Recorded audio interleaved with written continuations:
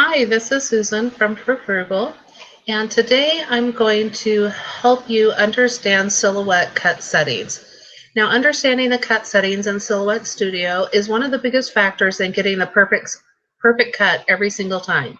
This tutorial is going to walk you through how to determine the best cut for your material to get a smooth, clean cut.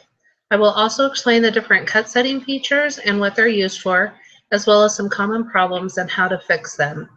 I will go over the blade and loading your machine to ensure that you understand how to properly set it up for the best possible cut. Let's go ahead and get started. I grabbed a few pictures from some other bloggers to help me explain the blade and the machine. So let's start off with the blade. The Silhouette blade, this is called the ratchet blade. Now, older machines had a different style of blade, but this is currently the only kind of blade you can buy for any of the Silhouette machines.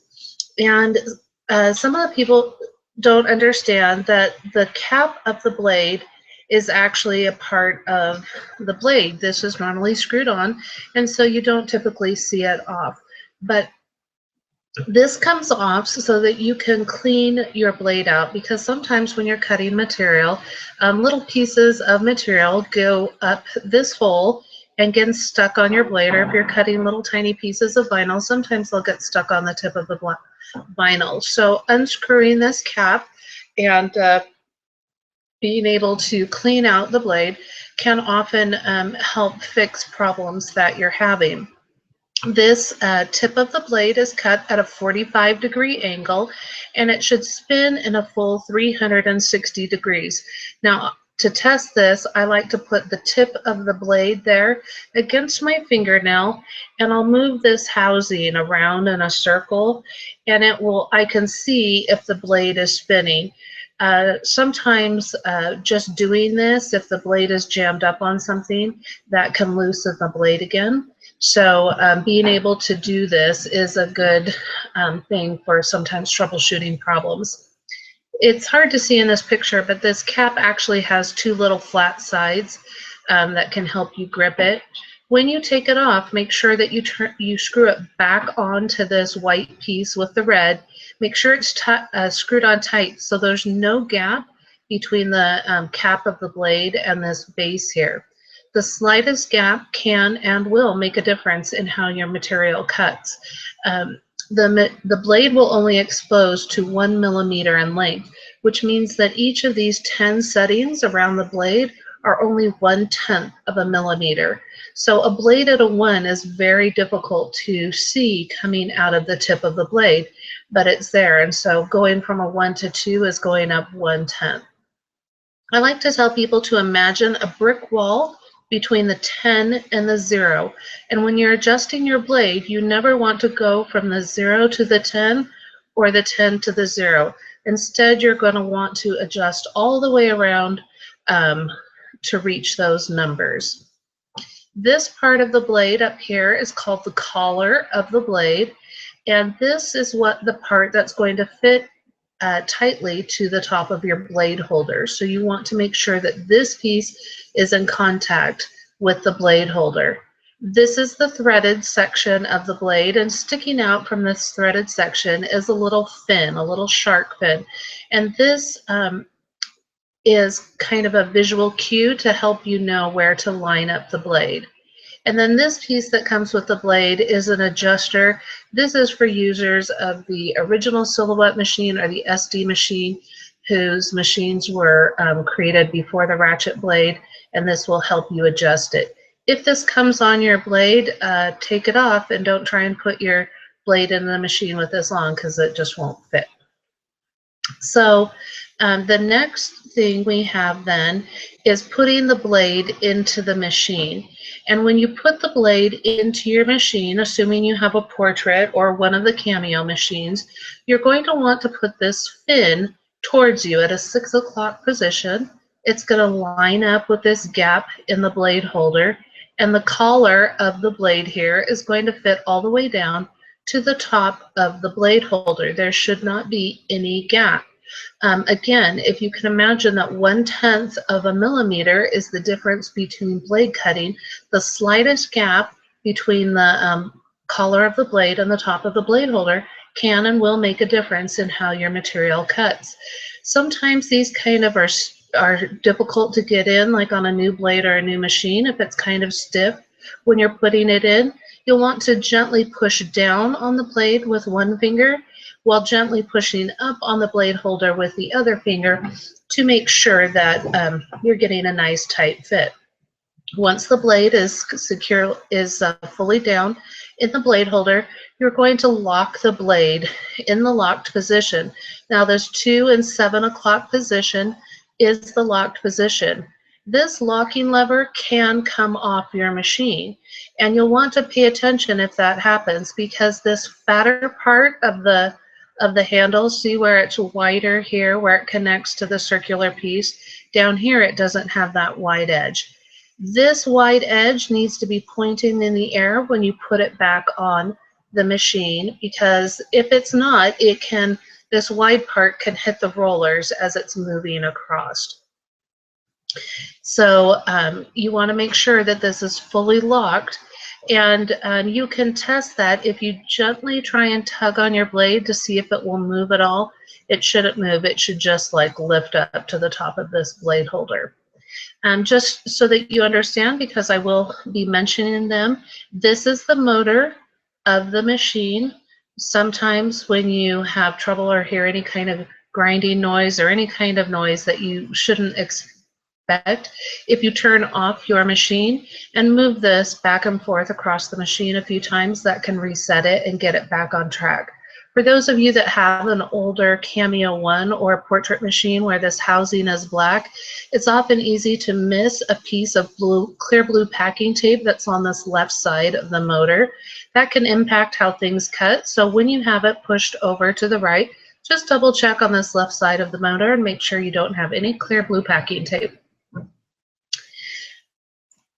On the machine, you also have a cutting strip. That's this rubber strip that runs the full length of the machine. On the Cameo 2, this is white.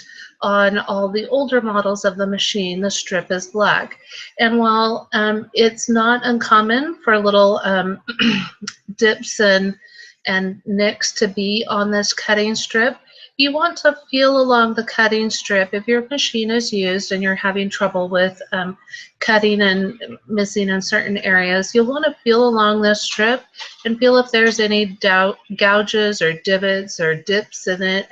You'll want to do this when the machine is off, so you can push this motor over to the right and feel under in this area. As long as the machine is off, you can move your motor freely. But once the machine is on, you do not want to attempt to do that, as the motor locks into place, and trying to move it can break that mechanism. So only attempt to move the motor when the machine is turned off. The next thing you want to know is how to load your material into your machine. On Cameo machines, you have these adjustable white rollers, but on the portrait machine, the rollers are not adjustable. For Cameo users, whenever you're loading your material, you always want to ensure that your material is underneath the fat part of the white rollers. That's this part right here. And you can see that the rollers have these little tabs on the end that fit into these grooves on the metal bar. Now the one over here on the left does not actually move. You should never attempt to move this roller, but this is a better picture so that you can see it. And so over here, this one is the only roller that you're ever going to move. And to move this, you would release the locking lever on the roller bar, which is this lever here. On the Cameo 2, this is a white lever, and you're going to turn it towards you. That will release the arm. Now, only this end of the arm releases, because again, you're not going to adjust this one, so only this side loosens up. It doesn't go up that much, but to adjust the roller, you'll want to grip the white roller with one hand and the metal bar with the other. And I either turn the roller towards or away from me. Seems like one direction is oftentimes easier than another. And you just want those tabs to pop out of the grooves. Once they've popped out of the grooves, you can adjust them to the different locations. This far one on the right is the location that you would use with the mat. You really want to use this one with the mat. If you forget one time and have this in here and load in the full 12 by 12 inch mat, if your material is smaller than the 12 by 12, this could be picking up adhesive on the mat and causing the material to load in incorrectly during the cut. Also, if you have paper underneath this fat part of the roller, this will really push your paper into the mat at this location. So really do try and make sure that you keep this roller at the setting on the far right if you are loading the mat. If you are loading vinyl, your 12-inch vinyl, you're going to have it at this setting, the second one in from the right. And if you're loading 9-inch vinyl, there's a setting under here, and if you're using the portrait mat, you would use this setting here. So once you've adjusted your roller to the right place, you'll want to remember to lock it in place, because if you don't lock it in place, there won't be proper tension on both sides of the roller, and then your material will move in incorrectly. So again, this fat part of the white roller needs to be on the outside edge of your material in order for your material to move in and out of the machine correctly. And this is often the cause of problems when people have their material not moving correctly in the machine, as they do not have it underneath this fat part of the white roller. When you're loading your machine, you want to be sure to use the correct guideline for how to load your machine. And on the original, original Cameo or Cameo 1, whatever you want to call it, there's this short raised line that's here on the left side of the bed. How I like to load it is I line up the left edge of my mat or my material with the left edge of this guideline. I push my material underneath the white rollers till it meets resistance, and then I choose the loading option that I'm using. If I'm using mat on this display screen, it will say load cutting mat, and I'll want to make sure the dot is next to that option.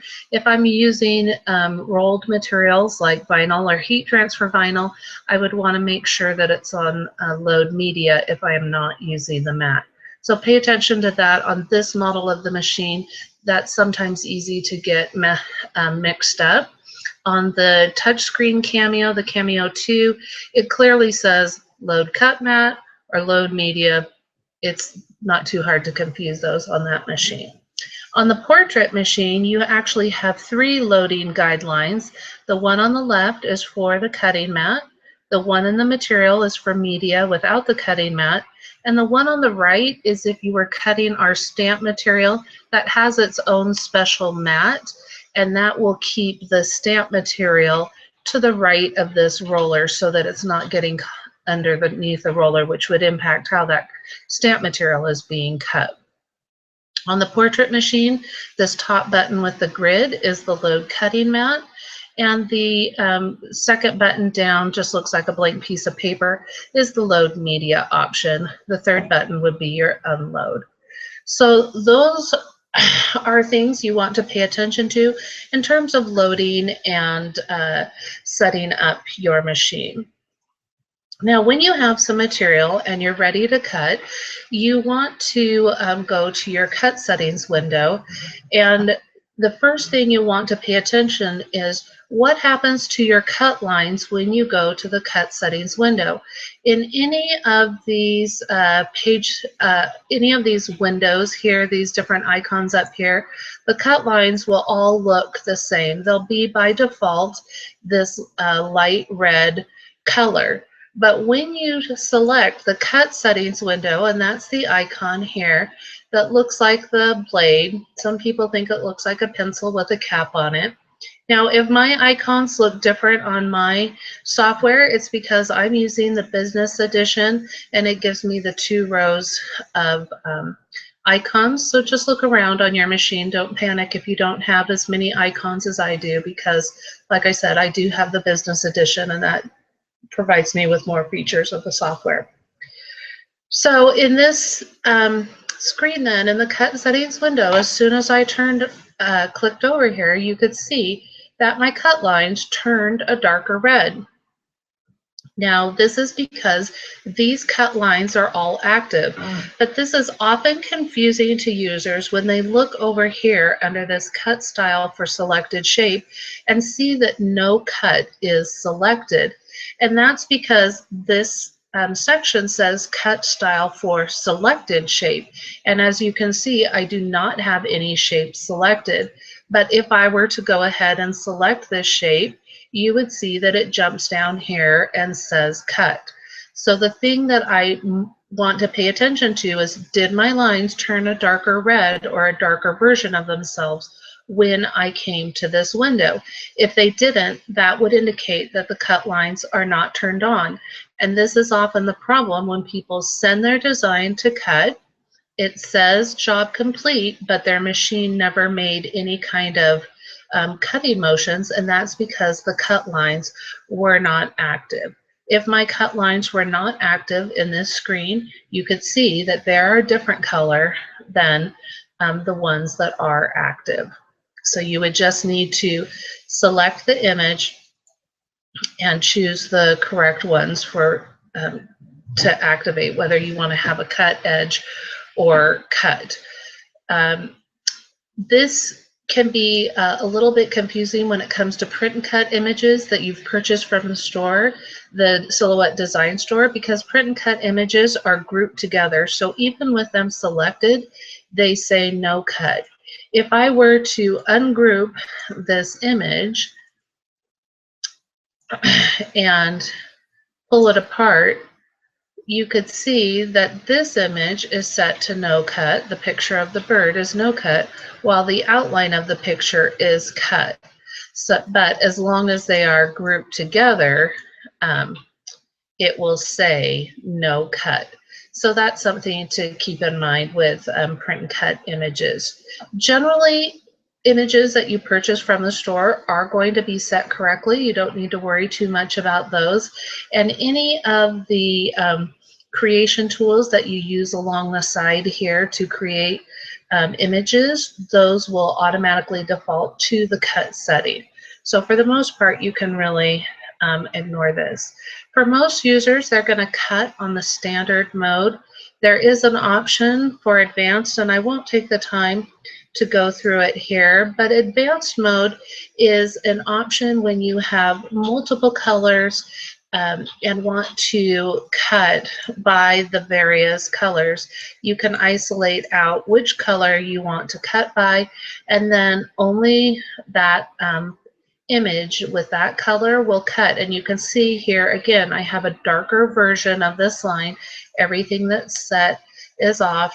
I can pick specific material types for each one, and if I were going to sketch on this one, I could do different things. If I right click here, I can add a pause in the cutting and have these two selected, which would put both of these ready to cut, but it would give me a pause in between so I could unload, remove my darker paper, and reload and put in my lighter paper. That's a little bit more advanced than what we're doing today. So we'll just stick with what's going to happen in the standard mode. So I'm going to go ahead and get rid of our little bird here. We don't need this image right now. But if we had an image to cut and we were going to cut on our material, our next step that we're going to do is to come over here and to choose the material type. Now when you come into cut settings, I'm going to go out and come back in. You'll see that you have, under the material type, you'll see that you have the three most commonly used material types selected here. Now, while my copy paper is highlighted, it's not actually active until I click on it. So the properties for editing the copy paper will not come up. So in order to get the editing properties, you have to actually click on it. Even if it's highlighted, you have to click on it. So I'm going to go ahead and select vinyl. And to see all the options for the editing vinyl, that says that right here, editing vinyl, I want to scroll down on the right so that I can see everything, because usually it comes up, it's like this, and you can't really see everything at first. So go ahead and slide down on the right so that you can see all the features. And let's talk about what these are. The first setting that we come to is the blade depth feature. Now, this feature in the software does not change anything in how your machine will cut. The only reason it is here is as a visual cue for you to know that you're going to need to physically remove the blade from your machine, set the blade depth to the number indicated here, and then put it back in your machine and lock it in place. So if this set at a 1 and you wanted it to be a 4, you have to physically take your blade out and change it to a 4. So when I am coming in and I am trying to cut on material, I select the material that I think is closest to what I want to use.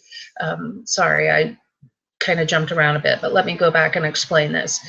If it is not a Silhouette brand material, then the settings that are listed are ones that have been found to cut the best on the widest variety of material that was tested for this type of material. So there is no Silhouette brand cardstock that is sold. So cardstock is just a generic term for a heavier cardstock material. This is paper that's heavier than a copy type paper. And if you've ever worked for cardstock, you know that not all cardstock is created equally. So sometimes finding the right cut setting for cardstock is a little tricky. I like to look at these recommended settings as start points and not gospel truth. So I know that they're a good starting point and that I'm going to want to test my material before I send any final cut to be cut. With Silhouette, the vinyl, it's a good starting point for vinyl. If I were going to cut on vinyl, this is how I would do it. I would go ahead and set my blade to 1, and then I would come down to speed. Now, I've cut vinyl enough to know that vinyl can sometimes bunch and tear in the corners when the blade is making sharp turns, and I don't want that to happen. So typically, I reduce my speed to between a 2 and a 3, depending on my cut. If I were just cutting this rectangle here, that's kind of fairly simple shape, I would probably use a 3. If I were just cutting the hello, I would probably use the 2 because of this inside E piece and the inside of the O.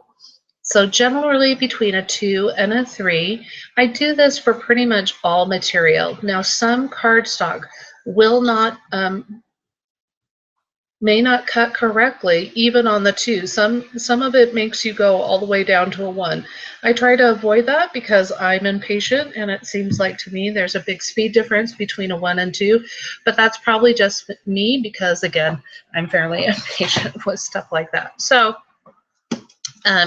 keep it between a 2 and 3, but know that if you're still seeing bunching and tearing, you may need to go down to the 1 setting.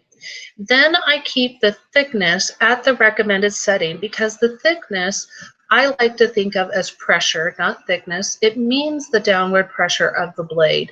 So how much force is being applied to the blade. And so I want to do a test cut and see how is my material cutting at this recommended thickness. Before I do a test cut, there's one other feature I like to turn on, especially when using vinyl or very dense material, and that's this line segment overcut feature. By default, it is turned off, so if you want to use it, you will need to turn it on every time for that material type, for each material type. So if I'm cutting on vinyl now and I turn it on and set it, and then I go to use cardstock, if I come over here to cardstock, it may or may not be on. It just depends. I already changed cardstock with this session open, so that wouldn't be it. But let me choose a material type that I haven't chosen. Glitter cardstock. Okay, if I were cutting on glitter cardstock, you could see that this is off because I haven't turned it on for this material type. So it will be off by default for every material type until you turn it on. Now this is active during each session, so even though you're in multiple documents, as long as you haven't closed out of Silhouette Studio, it would still stay on. What this does when it's off, and if it were going to cut this triangle, it would put the tip of the blade down at the top of this triangle, cut down to the right, turn the blade, cut over to the left, turn the blade, and cut back up to the top. And then it would lift the blade. With it turned on, it does more of this stick-like pattern where it puts the blade down slightly above the triangle, cuts down to below it, past the corner, lifts the blade up, turns it, puts it down slightly past, and does this all the way around. You will hear more of a tapping motion with this on, but I just like how my things cut better with it turned on. There are a few instances where I do not turn it on. If I were cutting rhinestone designs or polka dots, I would not turn it on because circles do not have sharp corners, so it wouldn't do a bit of good. The other time I don't use it is if I'm cutting really tiny text. For example, I cut a script gratitude word the other day that was less than 3 inches big. And where that overcut came at the top of my T's, it was actually overcutting too much and cutting off the top of my T. So in that instance, my image came out better with the line segment overcut off. And so that's just kind of one of those experience things that you'll figure out as you go along. In that case, you could still use line segment overcut and just not have it set to any length, and then that will still lift the blade up and turn it when it comes to the corners. It just won't cut over, cut past it. So that's why you have this option for a 0 length. But most of the time when I turn it on, I'm going to turn it on. When you turn it on, you can see again that the overcut settings window then turns on. You can set it to the 0.1 for both the start and the end. At this point, I'm ready to do a test cut. And I want to see how my material is going to cut at these settings that I've set. So again, when I'm starting out a material type, I choose the closest material definition that I think is appropriate for the material that I'm cutting on. I physically turn my blade to the recommended blade setting. I slow down my speed. I'm going to start at the recommended thickness, and I'm going to turn on my line segment overcut and set it to 0.1 for both the start and the end. Then I'm going to do a test cut. And Silhouette, when it does a test cut, is it's going to cut a little tiny square with a triangle in it in this upper left corner of your material. This is the default location every single time. And so this is where you want to have material loaded if you are doing a test cut. Now, if I had my mat on and not cutting vinyl without the mat on your paper, this is where you would want, this is where you can expect the test cut to be. So once I have all of my settings changed, I'm going to go ahead and select the test cut feature and see what happens. Now mine's not active right now because I don't have my machine turned in and plugged on, but once you have that a machine plugged in and turned on, this box becomes active and you can do the test cut. When the test cut is completed, I unload my material and I remove the little square and triangle, and I try to see, do they come apart cleanly from each other? If they don't, then I have to make some adjustments. If they do come apart cleanly, then you're good to go and you can reload your material and hit this Send to Silhouette button. But if you need to make adjustments, then you can come back here and do so. For example, if I were cutting this on vinyl and had a thickness of 10, and when I did my test cut, I could feel or see that the backing of my vinyl was being cut through, I would know that I have too much thickness and I would need to reduce this. Now, I usually make adjustments to thickness in increments of 2. Again, it's one of those Susan is impatient things, so you can choose whatever you want, but I've just found that 2 seems to be a good number to make those adjustments. So I would want to try it again at the 8. I would reload my material, and I need to do another test cut. But remember, our material was already cut in this spot, and this is the default location every single time. So I want to, you won't actually see this square and triangle. I just made one so you know what it looks like, by the way. So to do a second test cut, you need to move the motor to a new location, and that's what these directional arrows here are for.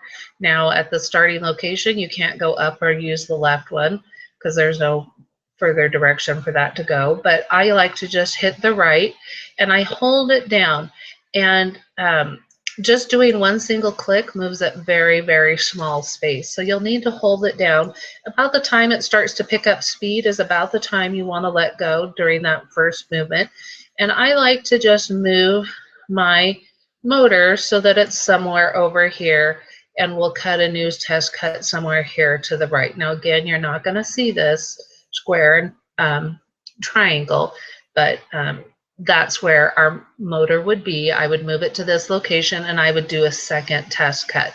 And that would indicate, help me know, like, how is it coming out? If my first test cut showed me that it was kind of cutting through, but it just wasn't giving me a clean cut, it may have been tuggied in some spots, or maybe one side didn't cut through very well, I would want to increase my thickness. And again, I do that in steps of 2. Particularly with vinyl, you want to make sure you have enough thickness so that the so that it cuts through your vinyl, but not so much that it's cutting through the backing of your material. On heat transfer vinyl, that would be that clear, shiny part of the heat transfer vinyl. On regular vinyl, it's going to be the white paper backing. So even if it's kind of lightly scoring, that might be okay, but I have seen where it lightly scores in some places, and then when you do your full design, it's really cutting through the backing quite a bit on other parts of the design. So just be careful of that. With vinyl, I should step back and say that the vinyl and the heat transfer vinyl settings are done with the assumption that you would be cutting these materials without the mat. So if you choose to use a mat with these materials, your settings may be different than the recommended settings for the Silhouette brand vinyl. I have seen settings be different for paper, even that comes from the same package. I have seen the settings be different. So I always like to do a little test cut. It's usually pretty quick and painless and gives me a good indication of what I need my settings to be. There have been a couple of times where my settings are not right, and sometimes even after a test cut. And sometimes that happens with vinyl. That may be because if I'm cutting without the mat and I have any kind of divots or gouges in my cutting strip that may be too deep, it may be cutting through more or not cutting enough. So sometimes to get a really good test of what the cut settings are, I will move to this hello and I will cut this word hello. I like the word hello because I get linear cuts in the L's, I get a circular cut in the O, and I get the combination of the two in the H and the E. And this happened to me the other day when I was cutting some white cardstock. I didn't think it was very special cardstock. It didn't seem particularly dense or heavy. It was just a typical cardstock to me. And when I cut it and did the test cut, for my test cut, I found that I needed to have a blade of 4, and I think my thickness was around 30 or 31. for it to cut through. And at that setting, my test cut came out beautifully.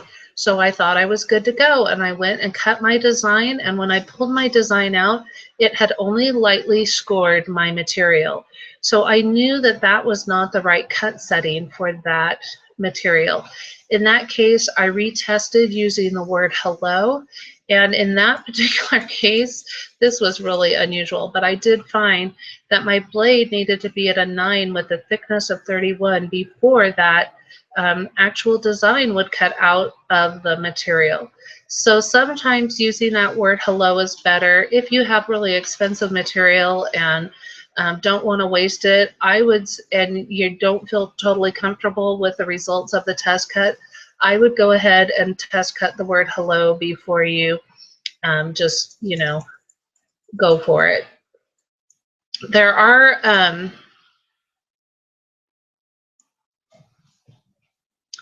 are times where I've seen that brand new blades will not cut material as well as a dull blade. For some reason, some materials and some blades just don't play well together. So a new blade, if your material is not cutting through, may not necessarily do this. A lot of times when things aren't cutting through correctly, it's that people don't understand the proper use of the thickness setting. Now, it's usually pretty typical for people to say, my design is not cutting through, therefore I need to increase my blade depth. And you want to be careful about doing this, because if you have too much blade depth and too much thickness for a given material, what can happen is the tip of the blade will get caught in the mat as it's cutting. You may or may not hear an unusual sound. If this is happening, it usually sounds like and you can see that maybe your start and end points of your cut aren't lining up, or your circles now look like footballs, or things just aren't right. And that's generally because you have too much blade and too much thickness for the particular material that you have. So you want to err on the side of too little versus too much. Now, if I'm cutting cardstock and I'm trying to test it, and the default setting for the cardstock, I think I changed this, was a 5. I'd have to go all the way out, but I think it's a 5 and 20, I think is what the setting is. Excuse me. But if you're testing cardstock and you're like, have gotten all the way up to the 33, and at a blade of 3, it's still not cutting through, you would then want to increase your blade depth. Only when you've maxed out your thickness do you want to increase your blade depth. So if you go up to 4, then you have to use some judgment about where to put your thickness. If your material was still only lightly scoring at the 33, I would leave it at a 33 when you increase your blade depth. But if it's mostly cutting through and it's just not giving you a clean cut, I would drop it down somewhere between 29 and 31, depending on just how clean it is. If it's still, if it's mostly clean and just slightly off, maybe 29. If it's still really struggling, maybe 31. But play around in there. You have some room.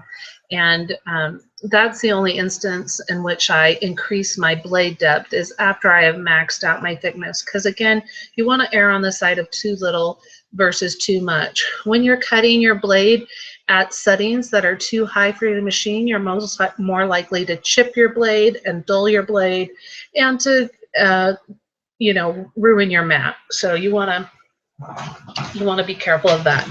It is normal for cut lines to show on your mat, because once the blade goes through your material, it's got to go somewhere. And so scoring of the mat is not uncommon. If it's cutting all the way through, then that's a different issue, and that you may need to clear your preferences if, on a normal setting of like vinyl. If it were cutting through your mat, then yeah, that's a problem and you would need to clear your preferences. I have seen instances where my settings that were set on one setting that I knew were working perfectly for the material type I had, suddenly stopped working. assuming that my blade didn't go dull between one cut and the next, and it's rare for that to happen that fast, that could sometimes indicate a corruption in the preference file. And the preference file, it has things like whether or not you have the grid turned on, or if you have that, the circle that comes up at the start of your machine, or if you've changed it from inches to centimeters or something like that. So if that's the case, you would need to clear your preferences. You would want to close the software all the way down and contact customer support to get the steps on how to clear preferences. Now, I have created a troubleshooting guide. You can't really see it here, but I will be sure to link it in the description on the video so that you can get access to this troubleshooting guide, and it will help you